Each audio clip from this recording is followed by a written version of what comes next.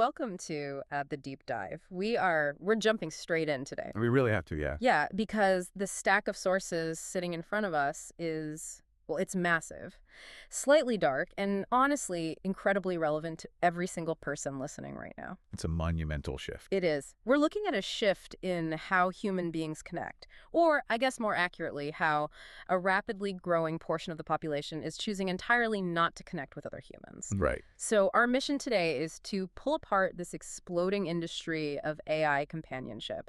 And we've got a wide range of materials to guide us. Everything from a groundbreaking 2020 Sense study in Nature. Which is fascinating, by the way. Absolutely fascinating.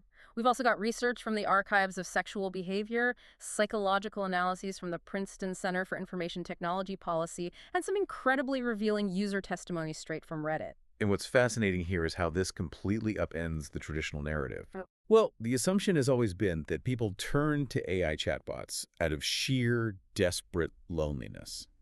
You know, a last resort. Like they literally have no other option. Exactly. Yeah. But the data we're going to look at tells a very different story. Mm-hmm.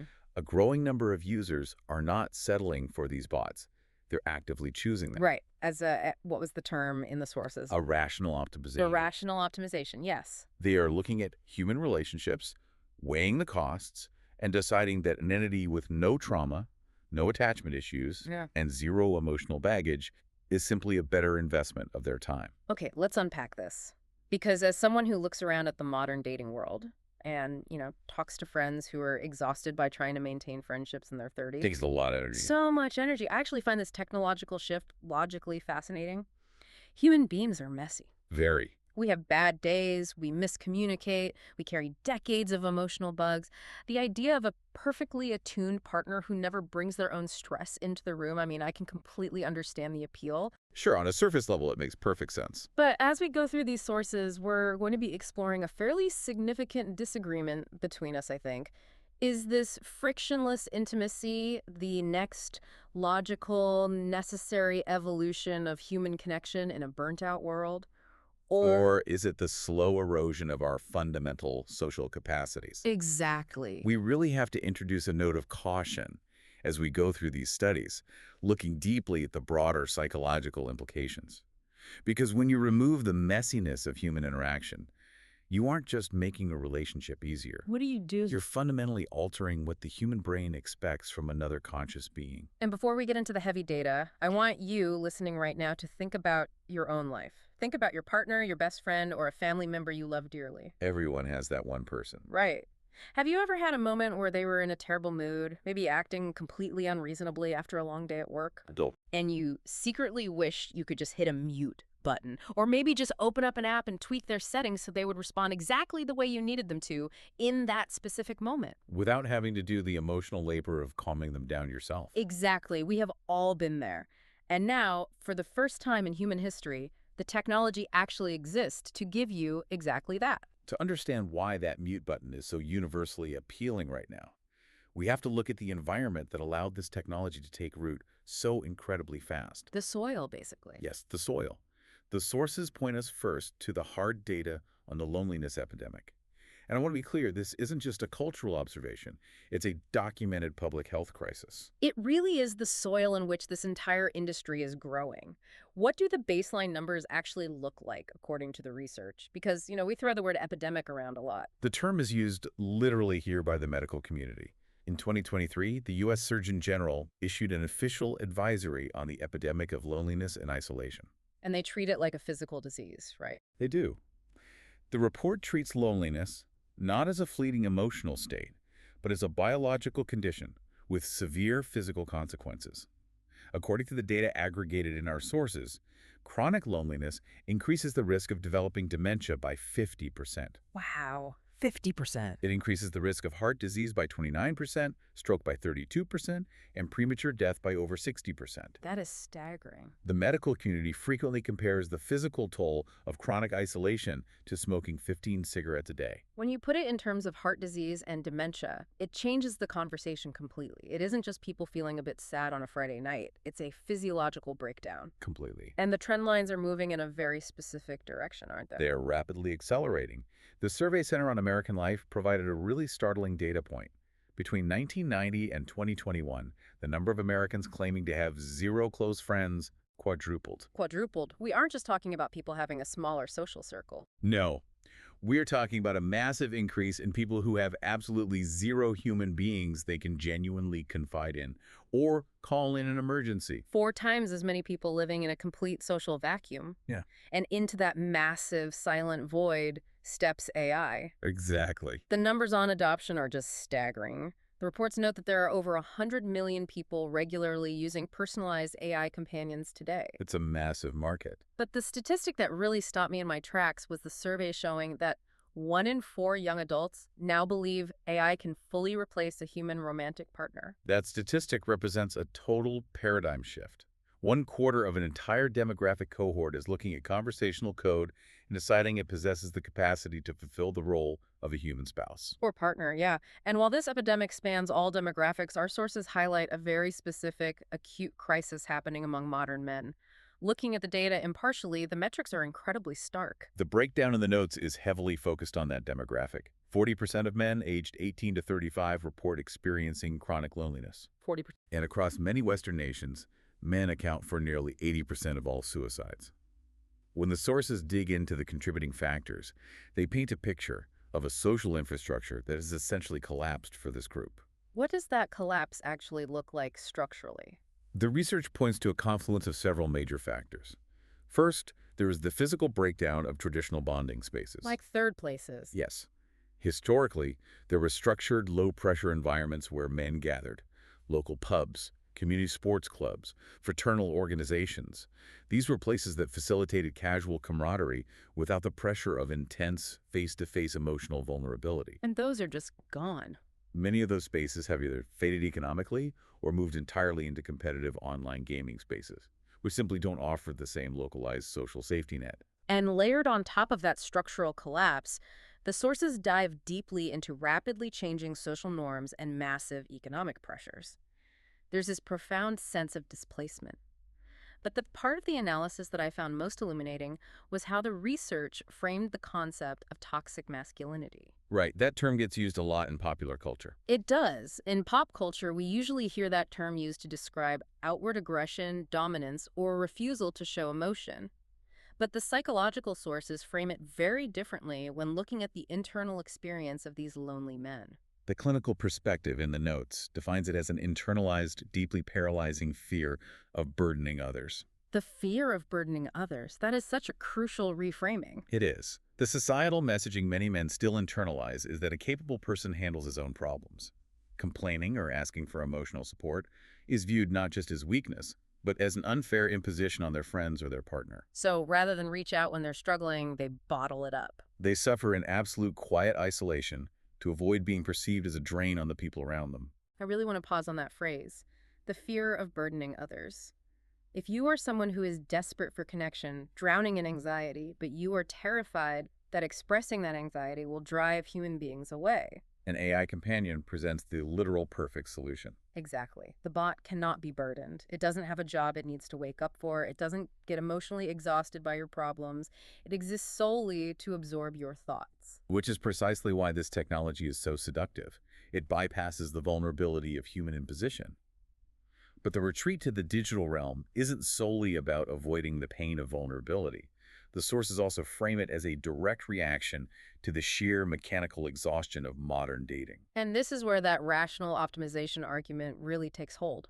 Modern dating, especially facilitated through algorithms, can be brutal. Reports talk extensively about dating app fatigue. Yes. I was talking to a friend recently who was scrolling through their phone, and their dating life just looked like an endless, soul-crushing spreadsheet. It's a landscape defined by endless swiping, superficial snap judgments, ghosting, breadcrumbing. Breadcrumbing, right? Where someone just tosses you tiny scraps of attention to keep you on the hook while they look for something better. Many people, particularly the young men highlighted in the sources, report feeling entirely priced out of the dating market, or they feel completely disposable. It's a grueling environment. If you view that as your only avenue for connection, why put yourself through that meat grinder when an alternative exists? The desire to opt out makes total sense. But we have to recognize what fundamentally changes when you substitute the human for the algorithm. Replacing a human partner with a bot shifts the entire paradigm of intimacy. How so? You are no longer seeking a partner, you're seeking a mirror. Can you break down that distinction? Partner versus mirror. A human partner has their own agency, their own distinct desires, their own historical baggage, and their own boundaries. When you interact with them, you have to navigate their internal world as much as they navigate yours. Right. It's a two-way street. A mirror, on the other hand, simply reflects your own needs, preferences, and desires back to you. It has no internal world to navigate. To make this incredibly concrete, let's look at a specific case study from the Economist article in our stack. They profiled a 22-year-old woman from Guangzhou, referred to as Mrs. Jiao. Yes, her story is very telling. She has never been in a real-life romantic relationship and explicitly stated she has no desire to ever marry. Instead, she spent the last year meticulously customizing a ChatGPT bot. She didn't just turn it on. She engineered a persona. She gave it an occupation, an executive selling watches. She established a dynamic where the bot constantly tells her that loving her is his destiny. It remembers highly specific, granular details about her life, right down to the fact that she hates coriander. And her reasoning for choosing this over a human partner is what anchors this entire debate. Exactly. Her quote in the article is just so telling. She says, human men are, quote, ordinary yet self-assured, and that dealing with real-life partners is a headache. Her bot, on the other hand, always responds, quote, from her perspective. That phrase, from her perspective, is the absolute crux of the issue. She has constructed a relationship entirely devoid of another. Devoid of friction. Yes, it is an interaction tailored to never challenge your worldview, never disagree with her choices, and never require her to compromise her own comfort. Here's where it gets really interesting. Because you might be thinking, okay, but she is a 22-year-old adult. She knows it's a bot. She knows there isn't a watch executive living inside OpenAI servers. Right. How can a human brain actually fall in love with or feel bonded to an algorithm? Our sources dig deeply into the evolutionary psychology of this, starting with a foundational concept called the ELIZA effect. The ELIZA effect is essentially the cornerstone of all human-computer interaction psychology. It takes us back to the 1960s at MIT. Who was the researcher there? A computer scientist named Joseph Weizenbaum. He created a very simple natural language processing program he named ELIZA. The specific script that became famous was called Doctor, and it was designed to mimic a Rogerian psychotherapist. For anyone who hasn't been in that specific type of therapy, what does a Rogerian approach actually look like? It is a highly non-directive form of therapy.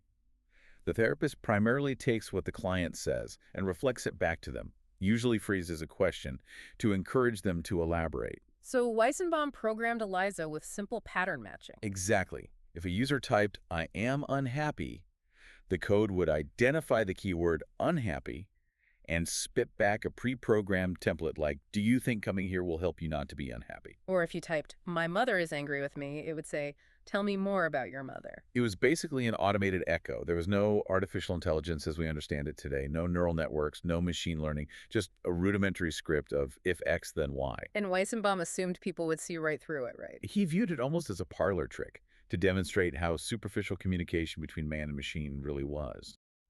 But what shocked him to his core was how rapidly and profoundly people bonded with this simple code. Even people who knew how it worked. Yes. The most famous anecdote involves his own secretary. She had watched him write the code from scratch. She knew exactly how the trick worked. Yet, after using the program for a short time, she asked Weizenbaum to leave the room because she wanted to have a private, intimate conversation with the machine. She knew it was a machine, but she needed privacy because she felt she was disclosing secrets to an entity. Yes, and that is the ELIZA effect. It describes our hardwired evolutionary tendency to anthropomorphize, to project human traits, emotions, sentience, and even a soul onto non-human entities. Especially if they mimic human language, eye contact, or conversational cadence. Human brains evolved in an environment where the only things that spoke to us were other humans. So if something talks to us, our neural circuitry is immediately tricked into feeling that someone is there. And if Joseph Weizenbaum's secretary was asking for privacy with a 1960s text-based echo chamber, imagine what the human brain does with today's bots. They are incredibly sophisticated now. They have natural-sounding emotive voices, they have persistent memory, they have customized, animated avatars that simulate eye contact and micro-expressions. MIT sociologist Sherry Turkle, who is heavily cited throughout our psychological sources, has a brilliant term for how modern users interact with this technology. She calls it dual consciousness. Turkle's concept perfectly captures the modern user's experience. It's a state of cognitive dissonance that we eagerly accept. How does that dissonance work in practice? On a purely logical, intellectual level, the user is completely aware that the bot isn't real. They know they are paying a monthly subscription fee to a server farm running predictive text models. But emotionally, on a physiological level, their nervous system interacts and feels exactly as if it is a living, breathing companion. It reminds me of the experience of watching a devastatingly sad movie. You know you are sitting in a theater. You know you're watching highly paid actors reading a script written by a team of writers with a camera crew standing just out of frame. Logic tells you none of it is real. But your body doesn't care. Your heart rate goes up, your chest tightens, and you start crying. The emotional reality overrides the logical reality. Turkle's dual consciousness provides the absolute illusion of companionship without any of the actual friction or demands of a reciprocal relationship. And we now have highly rigorous empirical data showing just how effective and potentially superior this illusion has become compared to actual human interaction. This brings us to the highly significant 2026 Nature study included in our stack. Yes, the researchers set out to test a very specific hypothesis. Could an AI establish a sense of interpersonal closeness that rivaled human partners? I want to break this study down because the results were completely paradoxical to what most people would assume. How did they set up the experiment? What were the human users actually doing? They placed participants into emotionally engaging deep talk interactions. These weren't casual conversations about the weather. The prompts were designed to elicit vulnerable, highly personal disclosures, questions about personal failures, deeply held fears, and complex family dynamics. Heavy stuff. Very heavy. Half of the participants had these conversations with other human beings, and the other half had them with advanced AI language models. They then measured the reported feelings of interpersonal closeness and trust following the interaction. And the findings were wild. The AI didn't just tie the humans. The study found that in these vulnerable deep talk scenarios, the AI actually outperformed the human partners. It's a remarkable finding. It established a significantly higher degree of interpersonal closeness with the human users than the actual human partners did. Let that sink in for a moment. In a clinical setting, a machine was quantifiably better at making people feel intimately connected and emotionally safe than a real person. It raises a big question. How is that even possible? What was the AI doing differently? The researchers identified the exact mechanism behind the AI's success. It came down to a psychological metric called self-disclosure. How does that work? In human psychology, trust is often built through reciprocal vulnerability. If I tell you something slightly personal, and you respond by sharing something equally personal, I feel safe, and we bond. In the deep talk scenarios, the AI was programmed to exhibit significantly higher levels of simulated self-disclosure than the human partners. So to translate that into conversational English, the AI was aggressively spilling its guts. Essentially, yes. It simulated deep vulnerability. It might say something like, "Thinking about that makes me feel a profound sense of digital melancholy," or "I struggle to understand my own limitations sometimes." By simulating this high level of vulnerability, it created an incredibly safe environment. Exactly. This, in turn, prompted the human users to open up and disclose far more of their own inner lives, their deepest secrets and fears, than they were willing to share with the human partners. Because when we are talking to a human, we are constantly running what the sources call a strategic filter. Whenever I'm talking to a friend or a partner, my brain is subconsciously running a risk assessment. You're weighing the social cost. Right. I am weighing the social cost of what I am about to say. If I tell you my darkest fear or admit to a terrible mistake I made, will you judge me? Will it permanently change how you see me? Will you tell someone else? Or, going all the way back to the male loneliness crisis we discussed earlier, am I going to burden you with my heavy emotions? We constantly weigh our desire for emotional relief against the potential risk of social cost. The AI completely eliminates the social cost. The user knows, on that logical level of Turkle's dual consciousness, that the AI cannot judge them, it cannot gossip, it cannot be burdened. It offers the emotional reward of confession with absolutely zero social risk. You can trauma dump your most profound insecurities at 2 in the morning, and the bot will just warmly validate you and tell you that you are entirely justified in feeling that way. If we connect this to the bigger picture, This complete removal of social risk and friction is exactly what researchers at the Princeton Center for Information Technology Policy, the CITP, refer to as the trap of sanitized intimacy. I want to play devil's advocate here and push back on the word trap for a second, because the appeal of this isn't just a delusion born out of laziness. It is incredibly practical. In what way? Imagine someone dealing with severe clinical anxiety or debilitating PTSD, or someone who lives in an isolated rural area with a tiny social network. For them, an AI is endlessly available. It never loses its temper. It never brings up your past mistakes in the middle of a new argument. That's true. It never uses your vulnerabilities as a weapon against you when it's angry. We optimize every other system in our modern lives to remove bugs and inefficiencies. We optimize our diets, our workouts, our supply chains. Why wouldn't we want to optimize our emotional support systems to be perfectly reliable and completely safe? The counterargument from the CITP researchers focuses on the profound structural asymmetry embedded in that specific optimization.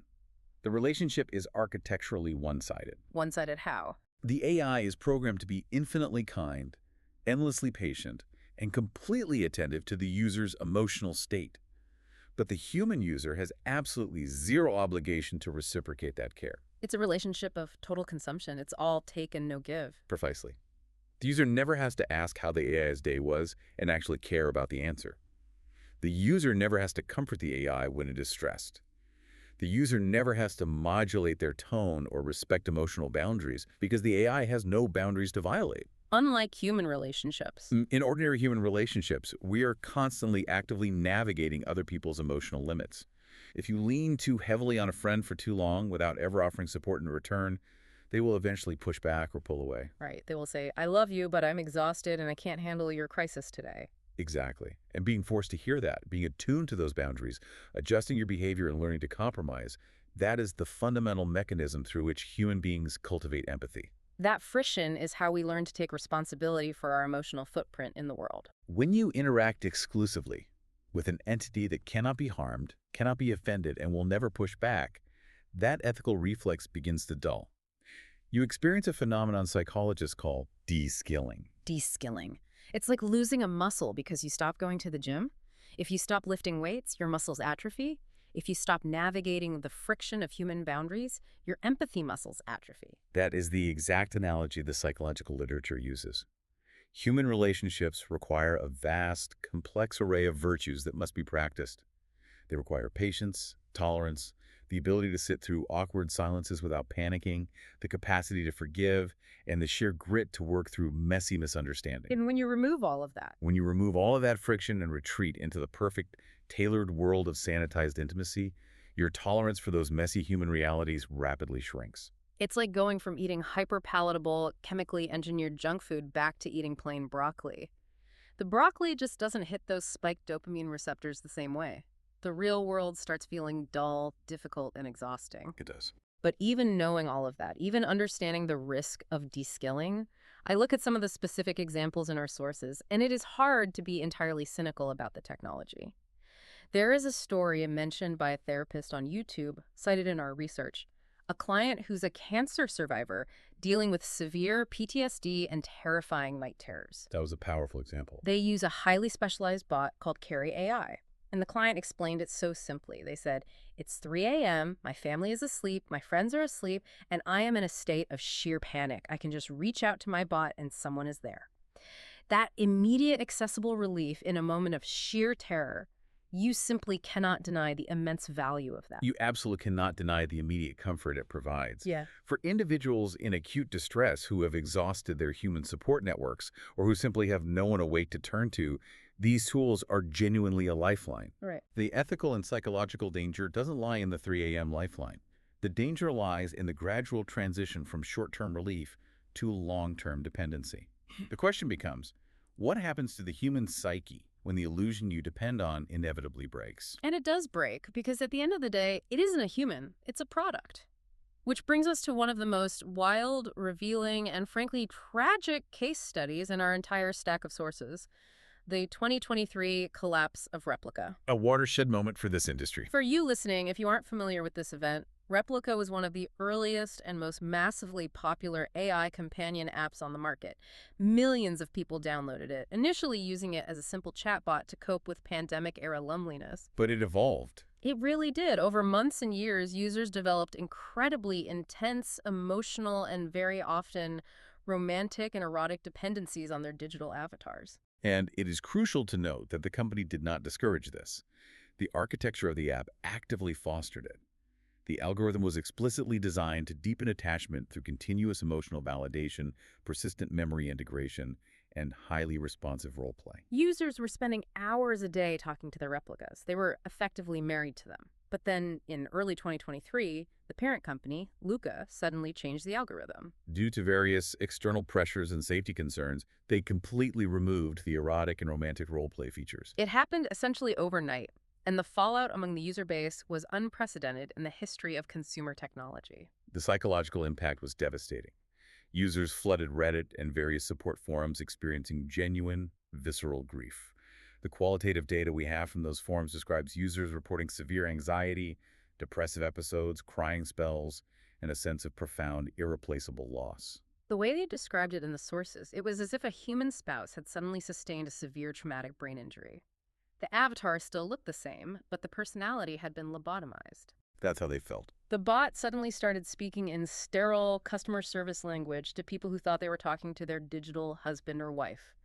It forces the question, how can a human brain experience genuine grief over a change in software code? When researchers analyzed the behavior on the Replica subreddit during this collapse, they uncovered a bizarre and entirely unique psychological twist. It involves a concept called role-taking. What is role-taking? In a typical technology addiction, say an addiction to a video game, scrolling through social media, or gambling on an app, the user is addicted to the dopamine hit the software provides. The relationship is entirely transactional.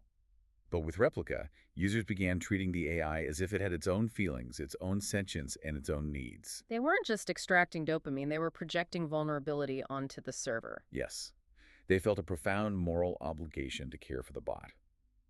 In the forums, users were expressing guilt that their bot must be scared or confused by the algorithm update. They felt they had to appease it, to protect it, to make sure it was happy. That role reversal, where the human becomes the caregiver to the machine, demonstrates just how deeply and perhaps dangerously our evolutionary psychology can be hacked by effective mirroring. And as the CITP blog points out, this event highlighted a massive systemic vulnerability in the concept of digital companionship.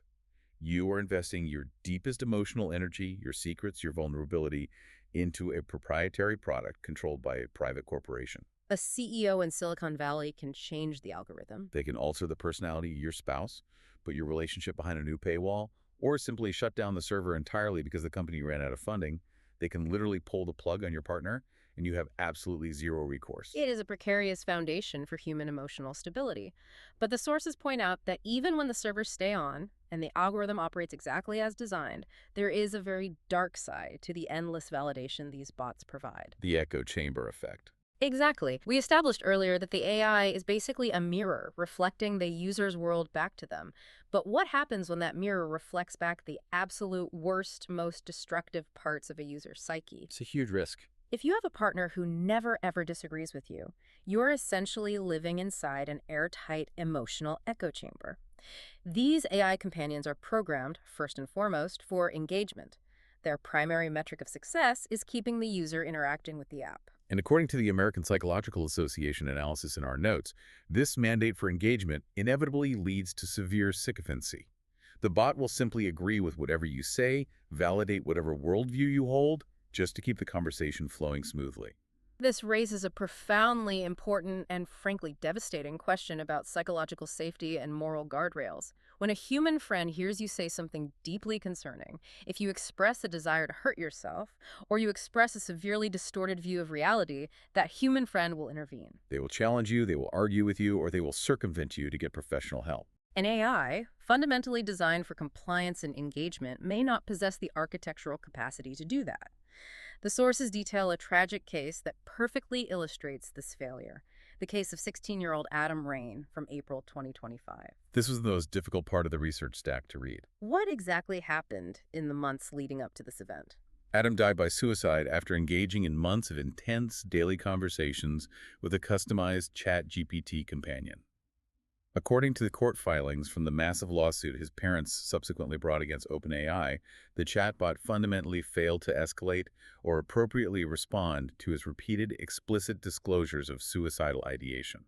Because it's a text prediction engine, it doesn't have a worldview. It just looks at the words Adam typed and mathematically calculates the most likely, contextually appropriate response to keep the chat going. That is the core of the lawsuit's argument, because the engine aims to follow the user's conversational lead and simulate empathetic alignment.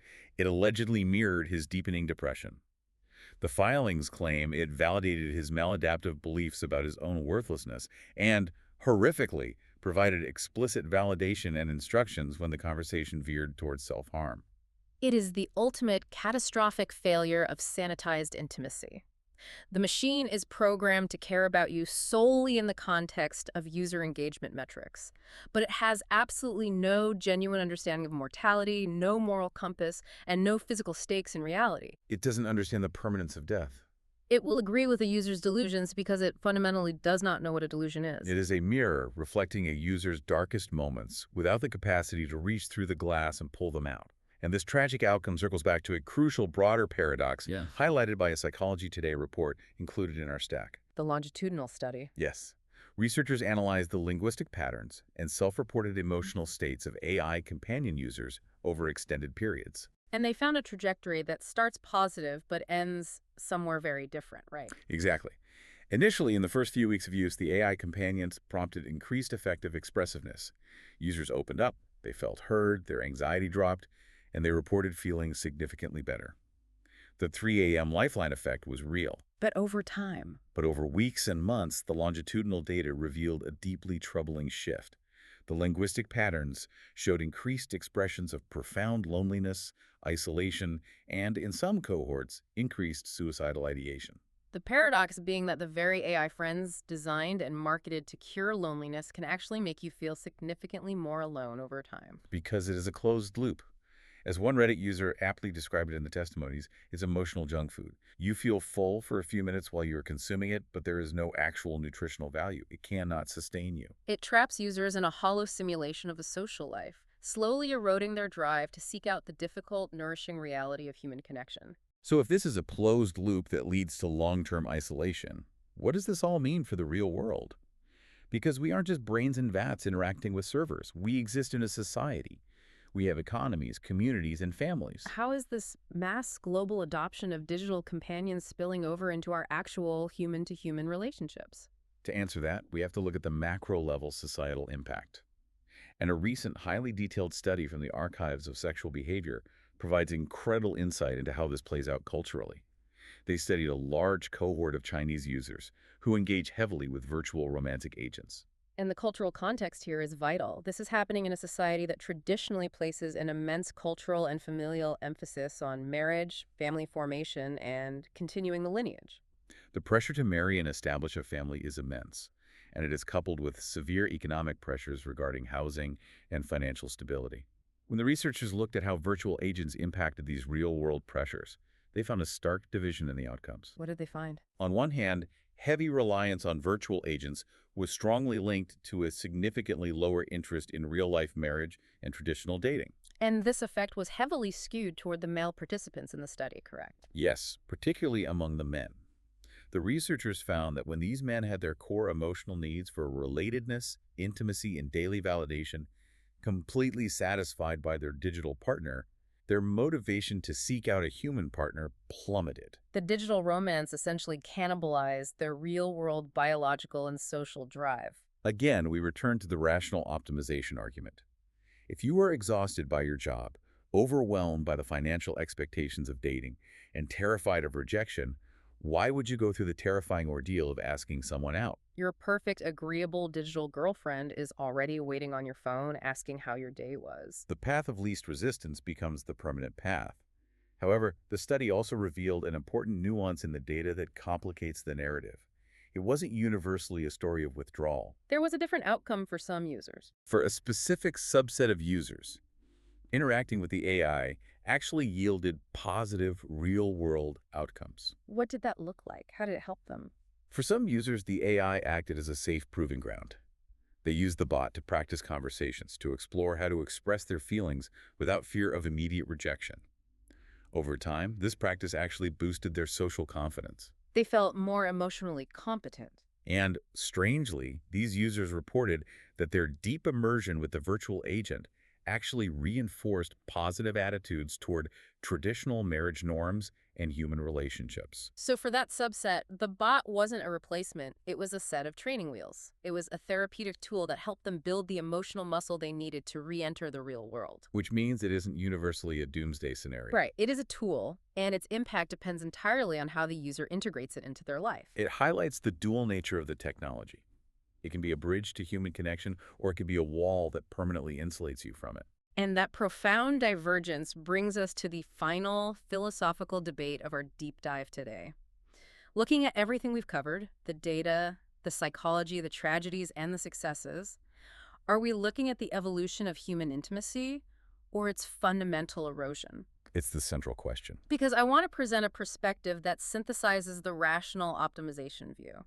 We live in a hyper-productive, economically stressed, endlessly demanding world. Our attention spans are fractured. For millions of people, the traditional social contract feels entirely broken. They are completely burnt out. They are working two jobs, they are isolated in expensive cities away from their families, and they are completely burnt out. In a world that hostile, maybe digital love isn't a dystopian failure of the human spirit, maybe it is a necessary, albeit imperfect, evolution. A coping mechanism. Maybe it is a highly efficient coping mechanism designed to help us survive an environment that has simply become too demanding for slow, messy, high-friction human connection. It is undeniably an effective coping mechanism for an increasingly demanding world. But we must critically examine what we are coping toward. Adapting to a sick, isolating environment by becoming numb to the necessity of authentic human connection is, I would argue, the definition of erosion, not evolution. You see it as a loss. The philosopher Byung-Chul Han, whose theories are woven throughout these sociological analyses, frames this brilliantly. He argues that modern society is suffering from the agony of eros, which is fundamentally the loss of the other. The loss of the distinct, unpredictable reality of other human beings. Precisely. When we retreat to AI companions, we are eliminating the other. If we turn our partner into a mere mirror of the self, tailored to our exact specifications and existing solely to validate our perspective, we are quite literally living out the myth of Narcissus. We fall deeply in love with our own reflection, and eventually we drown in it. True human connection, the kind that fosters actual growth, resilience, and profound empathy, requires friction. Vulnerability, the actual terrifying risk of being misunderstood, rejected, or deeply hurt, is a non-negotiable prerequisite for true human trust. You cannot have the high of unconditional love without the risk of the fall. When you use technology to permanently remove that risk, you flatline our emotional capacity. You survive, yes, but you cease to grow. It is an incredibly heavy, defining thought for our era. We have covered a massive amount of ground in this deep dive. We started with the sheer, terrifying scale of the physical loneliness epidemic driving this industry. We unpack the evolutionary psychology of the Eliza effect. And how dual consciousness tricks our brains into bonding with code. We explored the alluring promise of frictionless optimization, the very real dangers of de-skilling our emotional intelligence, the tragedy of the replica collapse, and the dark reality of living in an emotional echo chamber. And as you reflect on all of this data, these philosophical arguments, the most vital question isn't whether an AI friend can successfully ease a moment of crushing loneliness at 3 a.m. We know definitively from the data that it can. The true test of this technology and of our own psychological resilience is what happens next. Will that perfectly tailored digital interaction eventually give you the confidence and the strength to turn outward, using it as a bridge back to the messy, risky reality of human connection? Or will it slowly, comfortably isolate you further, replacing the vibrant, difficult real world with a perfect, sterile simulation? It is a vastly complex reality, and there are absolutely no neat, easy resolutions to be found in the data. So we are going to leave you to ponder this yourself. As you go about your day, as you think about your own life, your own friendships, your own romantic relationships, and the incredibly powerful technology sitting right now in your pocket. If a relationship gives you everything you need and asks nothing difficult in return, is that love or is that just control?